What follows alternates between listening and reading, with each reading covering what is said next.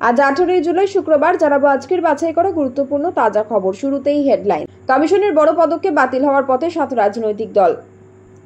বাংলার পরিযায়ী শ্রমিকদের উপর অত্যাচার, সরকারি সভা থেকে তোপ মমতার। এসএলএসটি চাকরিপ্রার্থীদের ভূমিকায় প্রশ্ন, আদালতে নিঃশর্ত ক্ষমা চাইলেন অবমাননায় অভিযুক্ত 7। পাকিস্তানের সঙ্গে ট্রাম্পের ঘনিষ্ঠতা তুঙ্গে, সেপ্টেম্বরে পাক সফরে মার্কিন প্রেসিডেন্ট। তৃণমূলের অপশাসনে ভুগছে বাংলা, বিজেপি ভরসা। দুর্গাপুরে জনসভার আগে বার্তা মোদির। কলেজ এবং বিশ্ববিদ্যালয়গুলিতে ছাত্র সংসদ নির্বাচন নিয়ে রাজ্যের বক্তব্য জানতে চাইল কলকাতা হাইকোর্ট। আগামী বছর পশ্চিমবঙ্গে বিধানসভা নির্বাচন, সেই ভোট শুরু হতে এখনো কয়েক মাস বাকি, আর তার আগেই বড় পদক্ষেপ করতে চলেছে ভারতীয় নির্বাচন কমিশন। 7টি রাজনৈতিক দলকে বাতিল করে দেওয়া হতে পারে, এমনটাই জানা গিয়েছে কমিশন সূত্রে। কমিশনের ওই সূত্র থেকে আরো জানা গিয়েছে, কেন এই রাজনৈতিক দলগুলির রেজিস্ট্রেশন বাতিল হবে না তা জানতে চেয়ে সকোচ করা হয়েছিল। শুনানিতে ডাকা হয়েছিল, তারপরেও ওই দলগুলির তরফে কেউ কমিশনের কাছে হাজির হয়নি।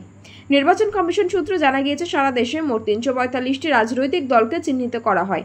এর মধ্যে পশ্চিমবঙ্গের 8টি রাজনৈতিক দল ছিল। এই দলগুলিকে সকোচ করে কমিশন চলতি মাসের 4 তারিখের মধ্যে ওই দলগুলির কাছ থেকে সমস্ত বৈধ নথিপত্র চাওয়া হয়। পাশাপাশি পরবর্তীতে এই শুনানি হবে বলে জানানো হয়। সেই শুনানির শেষ দিন ছিল আজ 17 জুলাই।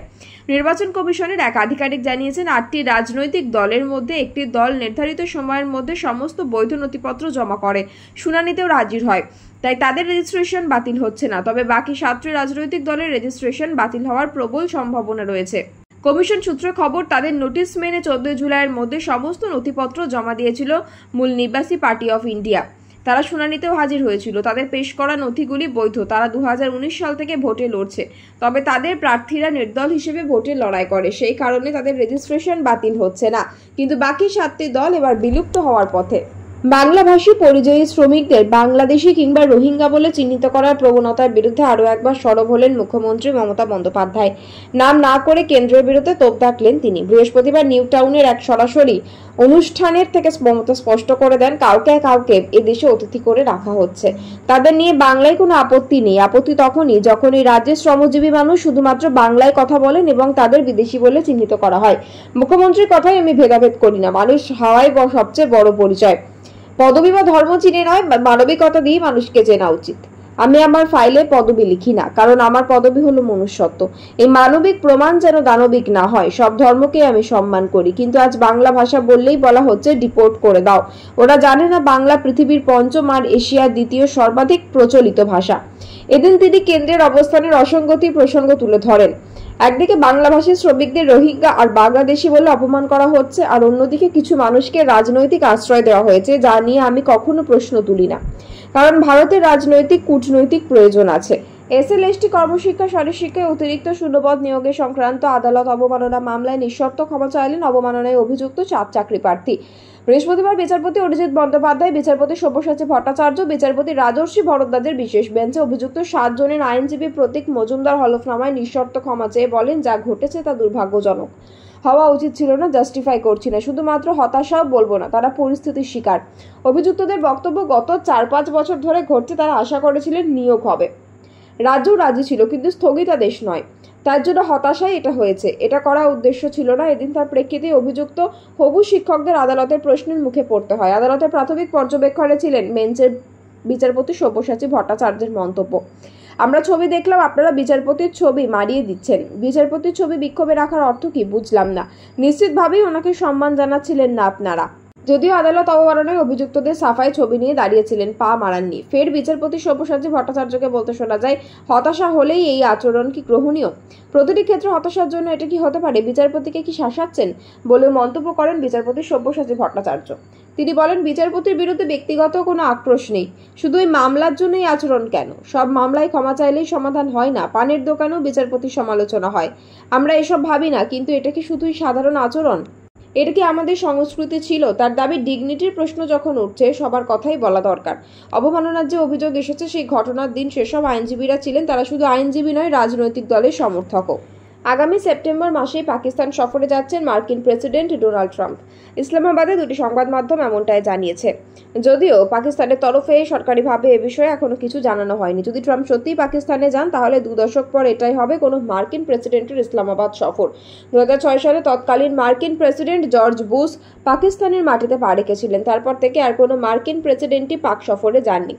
পেহেলগাঁও কাণ্ড এবং অপারেশন সিঁদুরের পর ট্রাম্প এবং পাকিস্তানের সখ্য একাধিকবার প্রকাশ্যে এসেছে। এই পরিস্থিতিতে মার্কিন প্রেসিডেন্টের পাক সফর যথেষ্ট তাৎপর্যপূর্ণ বলে মনে করা হচ্ছে। তবে শুধু পাকিস্তান না, একই সঙ্গে ট্রাম্প ভারত সফরেও আসতে পারেন বলে সূত্রের খবর।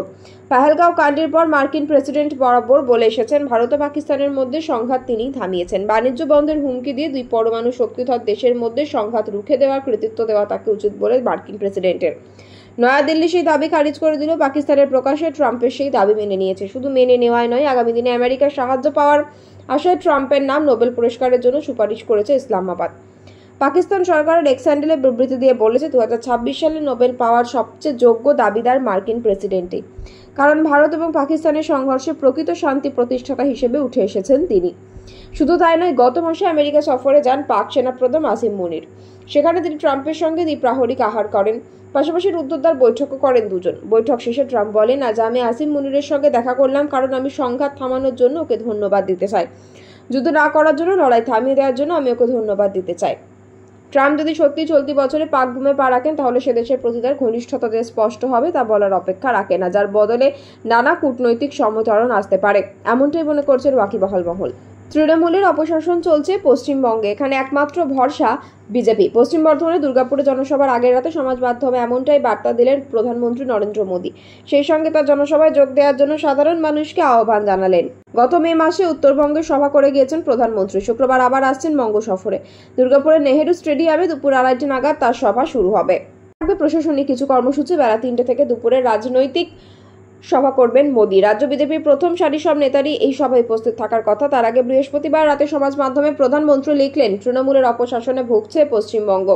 সেখানকার মানুষ বিজেপিকেই ভরসা করছেন। মানুষ জানেন বিজেপি একমাত্র উন্নয়ন আনতে পারে। 18 জুলাই আমি দুর্গাপুর বিজেপির সভায় ভাষণ দেব, আপনারা সকলে আসুন। প্রধানমন্ত্রীর সবার আগে দুর্গাপুরে সাজো সাজো রব। বিজেপির শীর্ষ নেতারা একে একে বর্ধমানে পৌঁছে গিয়েছেন। শুক্রবার সকাল থেকে দুর্গাপুরে বাড়ি ঘুরে প্রাক্তন রাজ্য সভাপতি তথা কেন্দ্রীয় মন্ত্রী সুকান্ত মজুমদার। সবাই মানুষকে আমন্ত্রণ জানাবেন। বর্তমান রাজ্য সভাপতি শ্রমিক ভট্টাচার্য থেকে শুরু করে লকেট চট্টোপাধ্যায়, অগ্নিমিত্রা পাল, সৌমিত্র খাঁ, জ্যোতির্ময় মাহাতোরা দুর্গাপুরে আছেন। কলেজ এবং বিশ্ববিদ্যালয়গুলিতে ছাত্র সংসদ নির্বাচন সংক্রান্ত বিজ্ঞপ্তি জারির ব্যাপারে রাজ্য কি ভাবছে তা জানাতে নির্দেশ দিল কলকাতা হাইকোর্ট।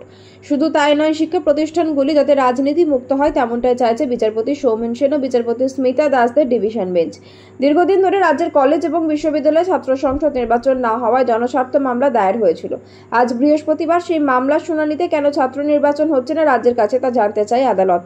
উত্তরে রাজ্যের আইনজীবী কল্যাণ বন্দ্যোপাধ্যায় জানান, অনেক বিশ্ববিদ্যালয়ে স্থায়ী উপাচার্য নেই। পাশাপাশি রাজ্য জানায় তাদের কাজ শুধু ছাত্র সংসদ নির্বাচনের বিজ্ঞপ্তি জারি করা। এই বক্তব্য শুনে ডিভিশন বেঞ্চের মন্তব্য, রাজ্য আগে বিজ্ঞপ্তি জারি করুক, তারপর আদালত বিষয়টি দেখবে। এরপরে ডিভিশন বেঞ্চ জানায়, ছাত্র সংসদ নির্বাচন নিয়ে রাজ্য কি ভাবছে তা 2 সপ্তাহের মধ্যে হলফনামা দিয়ে জানাতে হবে।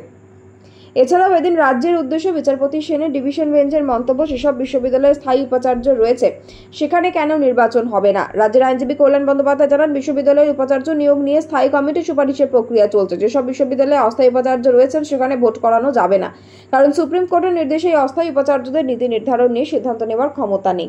অস্থায়ী উপাচার্যরা দেখাশোনার কাজ করতে পারেন, তাছাড়া বাড়তি কোনো সুবিধা পাবেন না। তবে শুনানি চলাকালীন বিচারপতি সেনের আরও মন্তব্য, শিক্ষা প্রতিষ্ঠান রাজনীতিমুক্ত হওয়াই উচিত।